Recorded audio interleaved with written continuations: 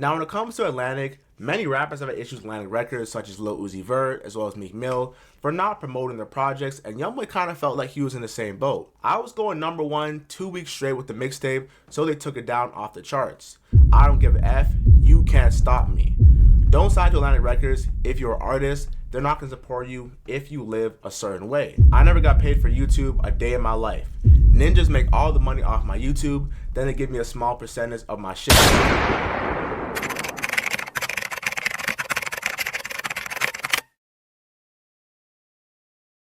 Say mine, bro. We got the truth about NBA Youngboy's $100 million slave deal.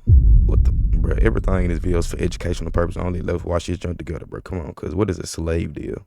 What would you do if you made hundreds of millions of dollars for a record label, but never saw a dime? You see, NBA Youngboy has been one of the most lit and authentic street rappers of today's generation, with even some of his counterpart artists comparing himself to Michael Jackson of the modern day. Now, Youngboy is... Do y'all think that's true? He's the Michael Jackson of Gen Z? I don't know, cuz, like, all right, I guess, bro. Has made his label hundreds of millions of dollars, seeing little to no return.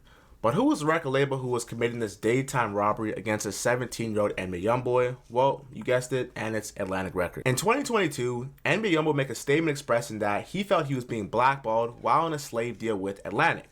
But what were the terms of this record label contract?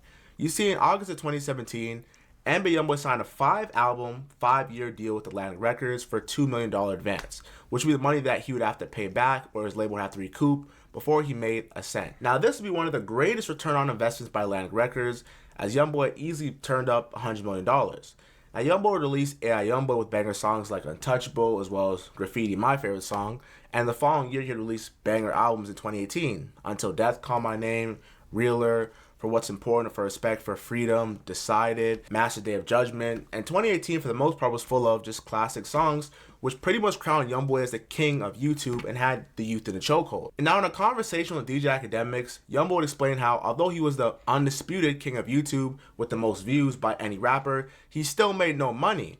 I never got paid for YouTube a day in my life. Ninjas make all the money off my YouTube, then they give me a small percentage of my shit.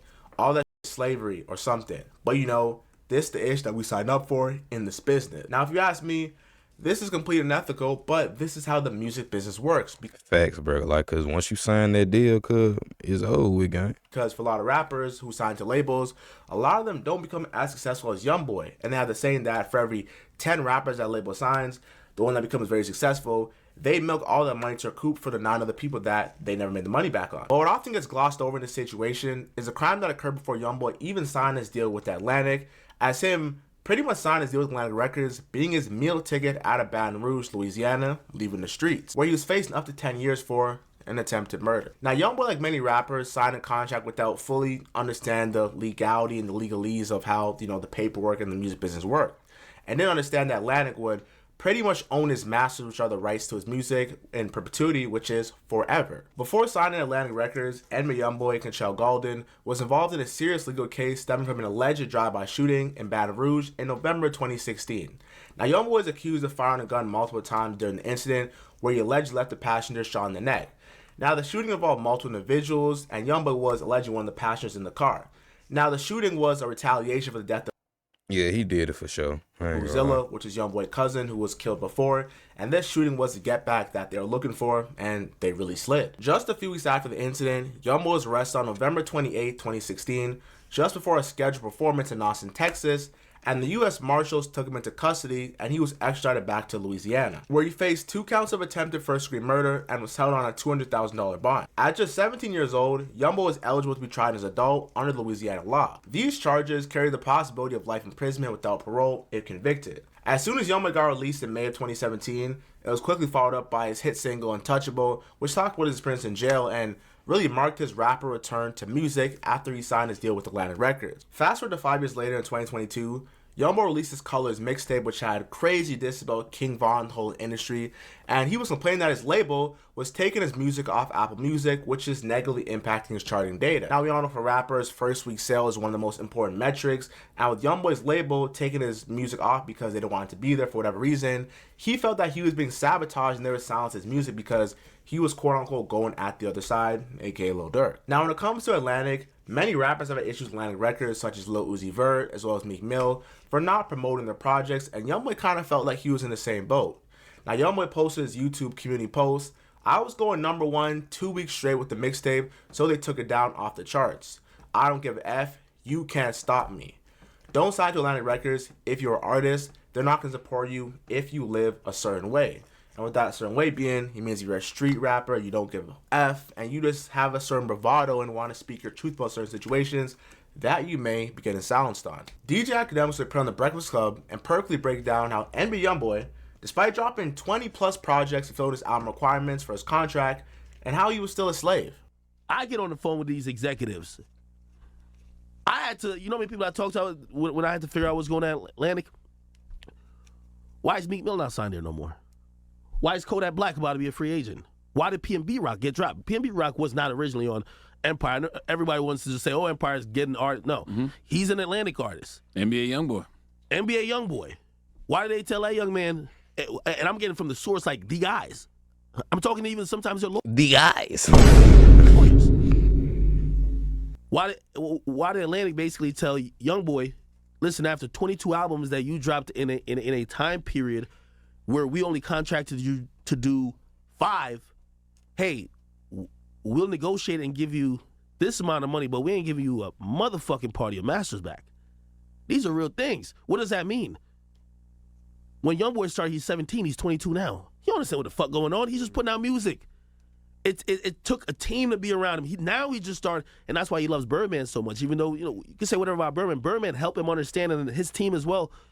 Bro, you just satisfy, theoretically, you satisfy your contract 4 times. They're eating crazy off of you. Look how much they own your YouTube money. They own this. These are things that, to a 17-year-old coming in the game, that was like, when he got in the games, NBA Youngboy was an artist who got a suspended 10-year sentence for being in the drive-by. He not thinking about, well, this is what a music contract looks like. This is how I should do it. No, he's just, fuck it, I'm in here. Happy he's getting money. So Happy now taking care of his family. he signs to a label, and the label is seeing 10 times what they even bargained from him. Forget the negotiation power. He doesn't even know what it means. Facts, bro. Like, they just took completely advantage of NBA Youngboy food. Like, they just seen the biggest investment in the world. So that's what I'm talking about when it comes to music education. Like, we should. I remember for the longest I was confused about the difference between masters and publishing. You get me? Okay, how do you get paid from Spotify? I break all these shit down. In another Instagram post following the incident, Youngboy released a post saying, "I said they can have the next 4 albums for free. All I want is my masters, and they still told me no. It's a dirty game." NBA Youngboy was waiting the release of his last album, The Last Limito, of his contract, where he would essentially become a free agent, where he could go independent or renegotiate a new contract agreement with heavy leverage. Academics would confirm that Atlantic Records would actually offer NBA Youngboy $25 million for a new deal, to which he strongly declined because he wanted ownership of his music, aka his masters, more than anything. Now, this would be the same time that Youngboy would pretty much lash out on YouTube and streamers, tell them to get a real job, because they were making hundreds of thousands of dollars off reacting to his music. However, he was barely making anything because the label was pocketing everything, and he got nothing out of that. The loss of ownership that Youngboy experienced forced him to never do business with Atlantic Records ever again, as they gave him a slave deal, as he called it. Now, later that year, after he released Last Limito, he signed with Motown Records for $60 million, which was 30 times the amount of the original deal, 4 or 5 years with Atlantic. With the Make America Slime Again tour coming up next, Youngboy being the king of YouTube for years, and on the road to being a $100 million ninja, if he isn't already, what do you think is next for NBA Youngboy? And do you think that the record label Atlantic Records actually did Youngboy bad, or did he truly not understand the business practice and the business model of these record labels? He definitely didn't understand the business perspective from it, because if he did, he wouldn't even have signed the deal, because signing your masters off is crazy. Like this. Like, imagine if you do blow up, they take everything and they just gonna give you a small percentage. Like, what? Gang, give me my money. No, we own it. And you can't do nothing now. Like, it's crazy. Stop the cap. Stop the cap. Stop the cap. Stop the cap.